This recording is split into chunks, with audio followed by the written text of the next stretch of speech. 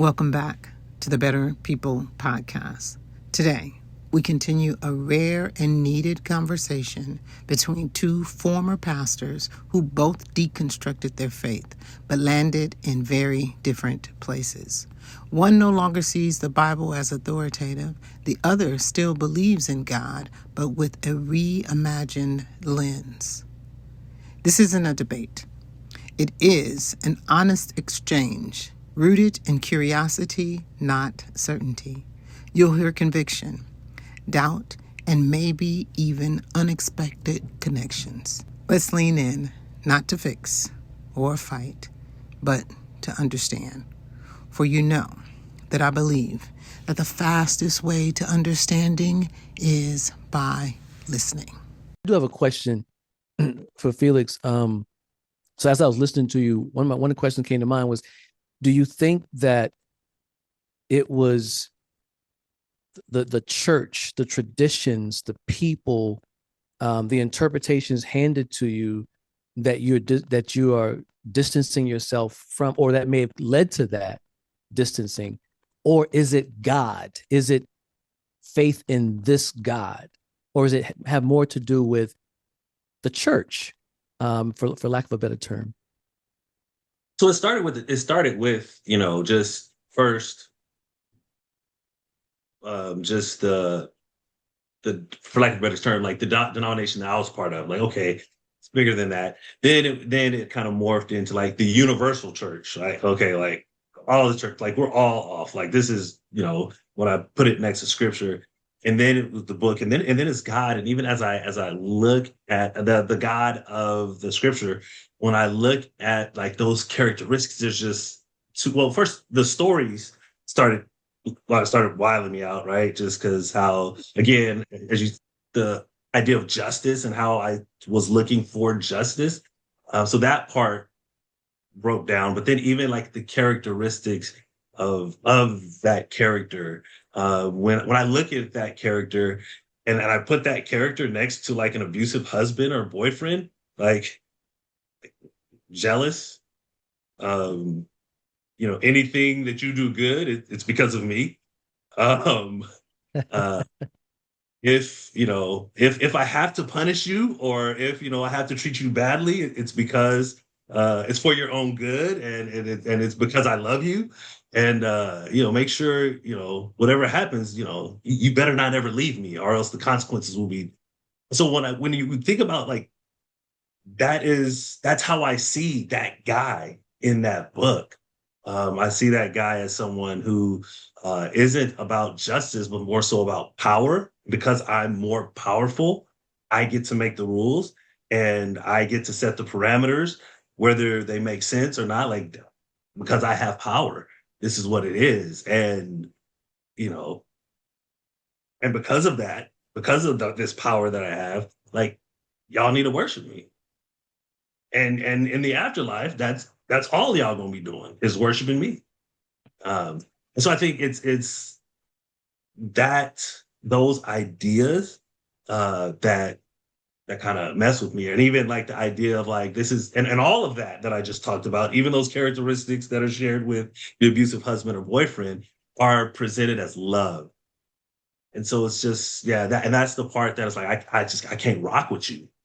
And it's interesting. And a very close friend of mine asked, God has done and he's intervening and he's doing all these things.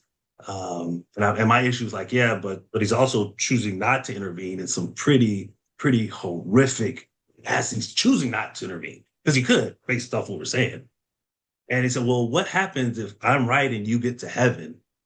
And God says, you know what, Felix, you know what, you can rock with me and you come in here and worship me the rest of your life. If that's the reality, I would say, I'm cool. Send me to hell. Because I'm not in the same way that those Hebrew boys taught to Nebuchadnezzar, that's probably the stance that I would take with this God. Mm-hmm. I'm not going to worship you.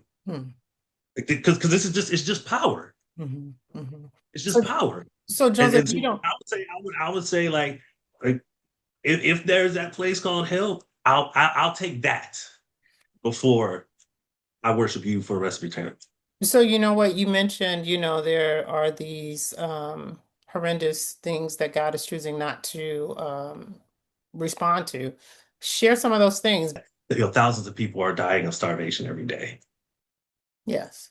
And Yes. so when you think about like uh, people dying of starvation, that's a horrible, painful, long death. Mary is 11 and her mom is a prostitute, and everybody at school knows mom is a prostitute, and Mary has to live this life. And then Mary is abused, and then Mary becomes prostitute, and she's in eighth grade, and now and so did Mary have a chance? And Mary's grandmother is praying for Mary's mom and for Mary, and Mary's grandmother is faithful, waiting for her prayers that are righteous to avail much. And it feels like Mary really didn't have the same opportunities. Or when we flip that and substitute prostitution for drug addiction, or substitute that for just abuse. So there are these situations where you're sitting in front of this human soul that's just as innocent as a 14-year-old young girl, um, whose grandmother is praying for this child. And so there's those types of things. And we could just look all throughout history. I think I may have talked about, when we were doing ministry out in Haiti, and some of those situations where, like we're trying to get this kid medicine. The kid gets the medicine, and it's a kid who's about 14 months old, who has worms, and we're trying to get the kid dewormed, and everybody's praying and fasting, and then this kid dies, and the mom is like, just a wreck, as you could expect. And so again, there are these times when God chooses to if your God is right, if that's accurate, he's choosing to engage, and oftentimes choosing not to engage, and we'll say it's because of this sin, and because of what happened in the garden. So that's the part I wrestle with often. Mm-hmm. Mm-hmm. Phil, were you about to respond? Yeah. So my question would be, what does it mean for God to intervene?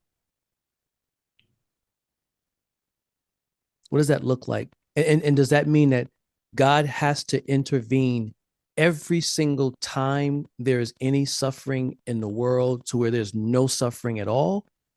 Or what is that? What does God intervening mean? Well, I think where I am now, because that's where it starts, right? That this starts there, but then we backwards map this reality that we're in now, and in a space where someone is all knowing and all powerful, like does that like do you create a situation where that's a reality? Could God have chosen to create a world where there was suffering, or, if for lack of a better term, earned suffering, where folks had a chance to really choose whether or not they wanted to follow this path or do this thing, and kind of reap what they sow, right? Because I think that's a principle that is talked about in the scripture: reaping and sowing. You reap what you sow, but there's a whole lot of folks reaping a whole lot that they didn't sow.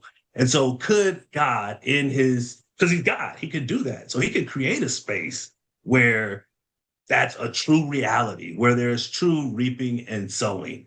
Um, I see what you said. So only the people who reap the bad are the only ones affected by if they sowed the bad. Right. Right. Because again, over through scripture, it's like, you will not inherit, your ancestors' sin, or you won't inherit, like, the generation won't be punished because of the generation before. But like we see that in scripture, and we see it in real life, right? But there are these promises, or texts that say that that's not the case, or that's not going to be the case. But here we are. Yeah, I think that's another place where not probably, where we disagree, because I think back when you described that little girl, I put myself in that place. I remember being the 9-year-old kid having to witness my mom's experiencing domestic violence. And so I don't put the onus on God, or I didn't as a kid. I put the onus on the church. I put the onus on the people who knew what was going on. And when I look back on it, I say God could have very likely wanted to intervene through the people in my life, but no one stopped it. My grandfather tried, stepped in a couple of times, but there were a lot of people that didn't stop it. And I had to get up in the morning and go to church go to school and make straight A's after I just saw what happened to my mom the night before and trying to comfort my little sister. So I put myself in that position as that little child that you were. So I'm reaping some stuff that I didn't sow. The difference is I didn't put that on God. I put that on people, because I think the free will that we do have, I think that also goes into us participating in what God would desire to happen, unless we want God to supernaturally step in every time and just block this, block that, block that. But we got people. And for me, that's another reason why I struggled with the church early on, is because where was the church then? And when I say church, I'm talking also family, because a lot of people in my family were in the church. Where would and people couldn't say they didn't know. Where was the church then? When I had to be 9, I had to be 19 at 9, 29 at 9. Yeah. And or at 15, I had to step in and separate my dad from hitting my mom for the first time in my life. That was actually the day I said I became a man. But it wasn't. So for me, I look back and that was God intervening. God empowered me, gave me the courage in that moment, because I was scared, to step in and say, stop. And then tell him, get out of here, just leave. And he was shocked, because I'd never done that before. So for me, I put the onus on the people rather than God. That's probably another difference. Yeah. In the two of us. I think even like how you frame that, right? Like, the people get the credit for the bad stuff, but even like summoning the courage and pulling on some resources that, that amazing thing that you did in that moment. Like you just gave, this character, God, all the credit for that stuff that you actually did. That it took a lot for you to do. And you would say, yeah, because God empowered me to do that. And I think that is, again, that abusive boyfriend situation where, and it just creates a system of where, you're not you per se, but just in general, like you're not going to leave, because like everything good that you do, it's because of that entity. Right. And I think that, that you probably did a whole lot of good stuff, because you're a really good dude. You had some courage, and you made some tough decisions to do those things. Yeah. So when I consider what both of you guys are saying right now, and I think about the training that we all have had, and it's a little different because we've talked about that. But when you think about that, like just kind of pull back a little bit from where we are now, perspective on the depravity of humans. I think we have the potential to do good and be good. I think we have the potential to do bad and be bad. I don't see other human beings as completely good. They're perfect. They do no wrong. That's foolish. But I also don't see human beings as you're completely deprived. Because because the same people who are saying that you're fearfully and wonderfully made. Which is it? Now, either God made me fearfully and wonderfully, and I have in my free will or in my whatever, however this nature came about in humanity, I have a propensity towards sin. I also have a propensity towards good. Right. And so I can't reconcile the two. I am completely depraved, but I'm fearfully and wonderfully made. And that's where, for me, again, the interpretations that have been passed on, somebody came up with this, made it absolute, had the respect, and it got passed on uncritically generation after generation. Mm-hmm. Mm-hmm. So that's how I see it. Human beings have the propensity towards sin and towards good. Okay. Jones? I think just like this through the training and indoctrination, it was that humans, although born pure and innocent, and have a time of innocence in the beginning of their lives, are inherently evil, are inherently depraved, and we have the depth of all of our depravity is infinity. So all of us have the propensity to be that because of the sin that lives in us, because we live in this flesh, and there's a continuous war between the spirit and the flesh if you have the spirit. And so that's kind of how I was kind of taught. And so my thinking as a Christian was, yes, like we are all depraved.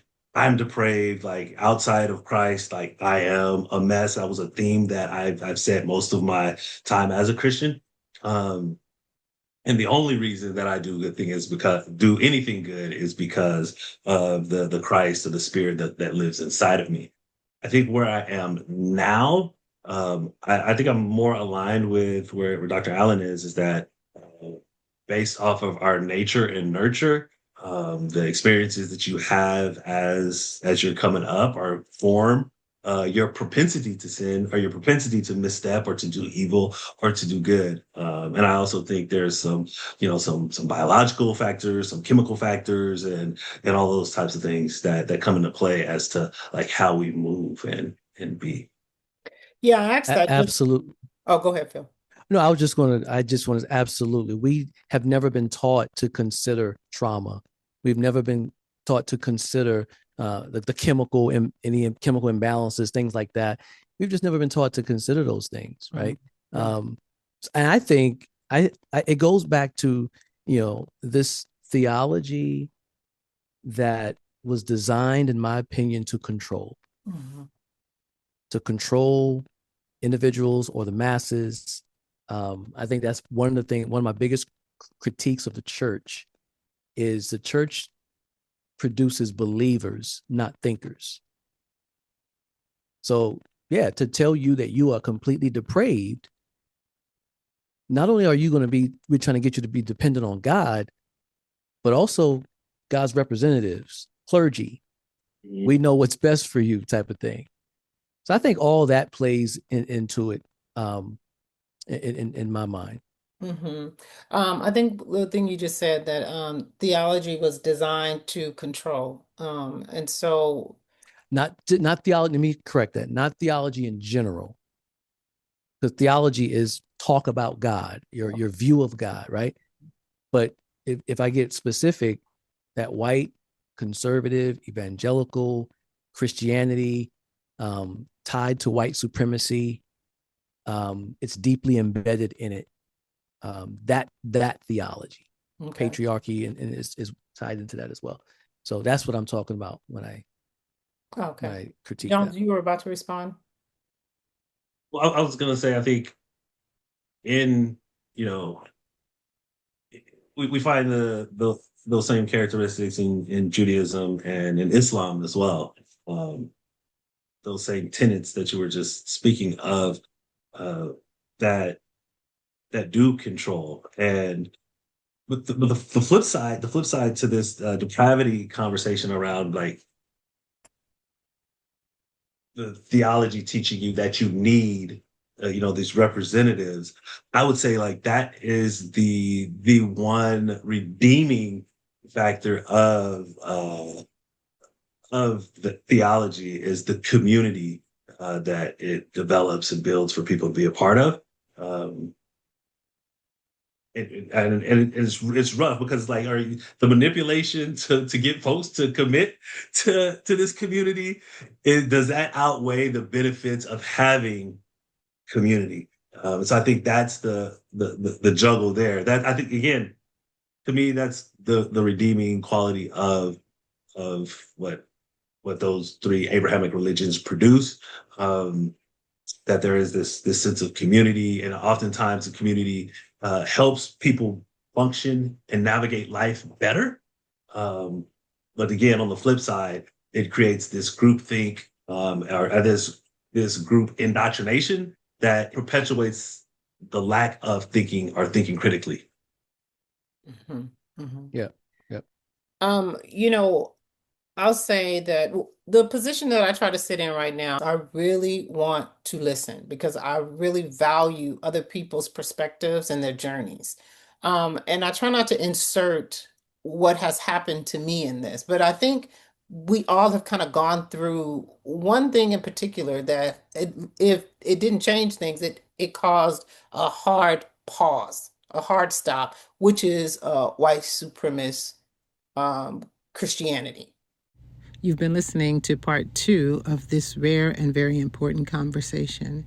Be sure to subscribe and press the notification button so you'll be one of the first to know when part 3 drops.